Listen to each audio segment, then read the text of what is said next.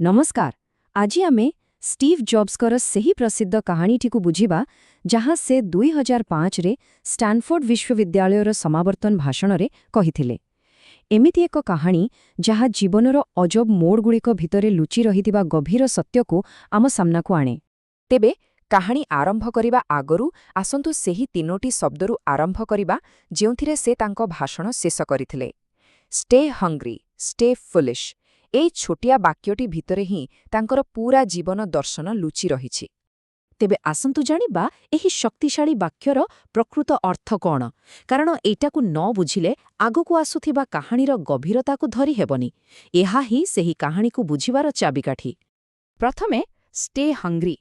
एहार अर्थ कौन? भोकिला रहिबा? ना, आदौ नुहे। एठी खाद्यर भोक कथा कुहा जाउनी। एहा हेउछि ज्ञान पाई भोक, नुआ किछि शिखिबा पाई एको असरंती इच्छा, सबुवेले अनुभव करिबा जे आहुरी बहुत किछि जानिबार अछि।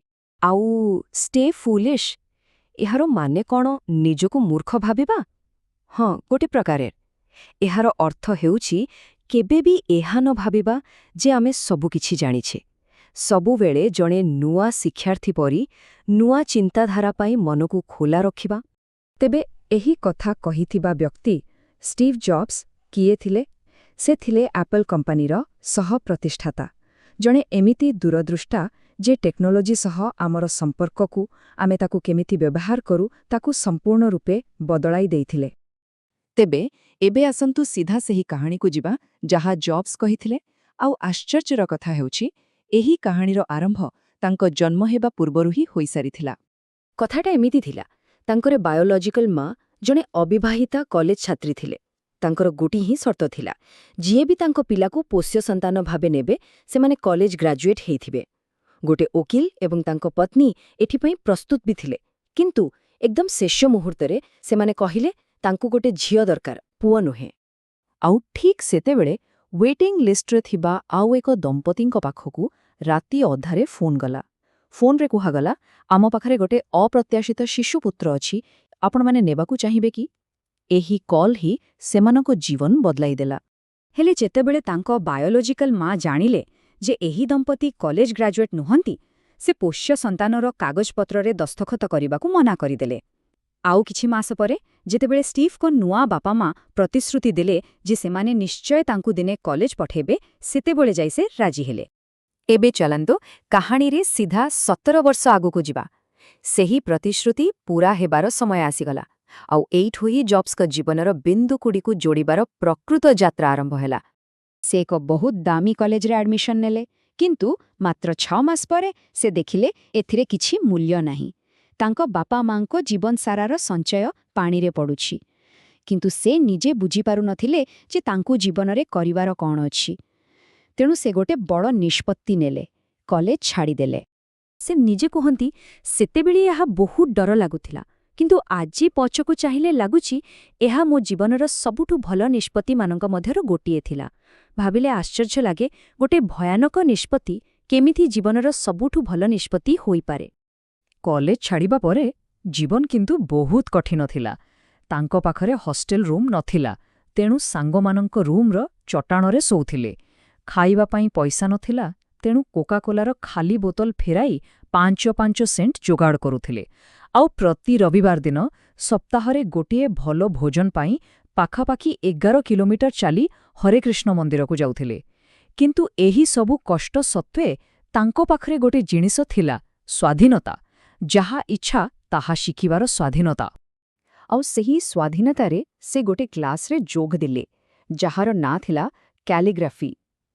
रीड कॉलेज सेतेबेले देशर सबुठु भल कैलीग्राफी शिक्षा देउथिला। कैंपसर प्रतिटी पोस्टर, प्रतिटी लेबल एते सुंदर भावे हातरे लेखा होइथिला जे से आकर्षित होई पड़िले। सेही कला तांकु मंत्रमुग्ध करिदेला। एहा सुंदर थिला, ऐतिहासिक थिला, आउ एथिरे एमिति एक कलात्मक सूक्ष्मता थिला जहाकु विज्ञानरे धरिवा संभव नथिला। मजार कथा हेउछि सेतेबेले तांको जीवनरे एही ज्ञानर कोनोसी व्यावहारिक उपयोगिता नथिला। एहा संपूर्ण अदरकारी मने हेउथिला। आउ एही अदरकारी लागुथिबा ज्ञानकु कामरे आसिबा पाई पूरा 10 वर्ष लागिगला। केमिति? 10 ବର୍ଷ ପରେ ଯେତେବେଳେ ଷ୍ଟିଭ୍ ଜବ୍ସ ଓ ତାଙ୍କ ଟିମ୍ ପ୍ରଥମ ମ୍ୟାକିନ୍ଟୋଶ କମ୍ପ୍ୟୁଟର ଡିଜାଇନ୍ କରୁଥିଲେ, ସେତେବେଳେ ସେହି କ୍ୟାଲିଗ୍ରାଫି କଥା ତାଙ୍କର ମନେ ପଡ଼ିଲା।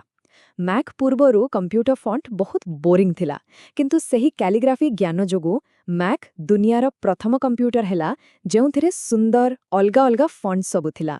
ତେବେ ଏହି ସବୁ ଘଟଣାରୁ ଆମେ ଶିଖିବା କ'ଣ?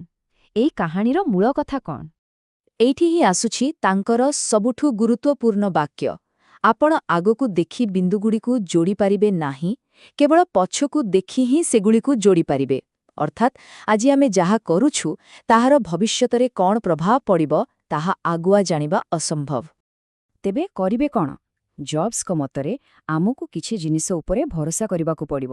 ତାହା ନିଜର ଅନ୍ତର୍ଜ୍ଞାନ ହେଉ ବା ଭାଗ୍ୟ, ଜୀବନ, କର୍ମ, ଯାହା ବି କିଛି।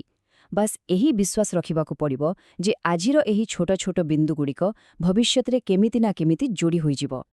ଆଉ ଏହି ବିଶ୍ୱାସ ହିଁ ତାଙ୍କୁ ସାହସ ଦେଇଥିଲା ନିଜ ହୃଦୟର କଥା ଶୁଣିବାକୁ, ସମସ୍ତେ ଯାଉଥିବା ସହଜ ରାସ୍ତାକୁ ଛାଡ଼ି ନିଜର ବାଟ ତିଆରି କରିବାକୁ। ସେ କୁହନ୍ତି, ଏହି ଦୃଷ୍ଟିକୋଣ ହିଁ ତାଙ୍କ ଜୀବନରେ ସବୁକିଛି ବଦଳାଇ ଦେଇଥିଲା। ତେବେ ଶେଷରେ ଏହି କାହାଣୀ ଗୋଟିଏ ପ୍ରଶ୍ନ ଛାଡ଼ିଯାଏ। ଆମ ସମସ୍ତଙ୍କ ଜୀବନରେ ଏମିତି କେତେ କ'ଣ ଅଦରକାରୀ ଲାଗୁଥିବା ବିନ୍ଦୁ, ଛୋଟ ଛୋଟ ଅନୁଭୂତି ରହିଛି। କିଏ ଜାଣେ, ହୁଏତ ସେଗୁଡ଼ିକ କେବଳ ଠିକ୍ ସମୟକୁ ଅପେକ୍ଷା କରୁଛନ୍ତି ଭବିଷ୍ୟତରେ ଏକାଠି ଯୋଡ଼ି ହୋଇ ଏକ ସୁନ୍ଦର ଚିତ୍ର ତିଆରି କରିବା ପାଇଁ।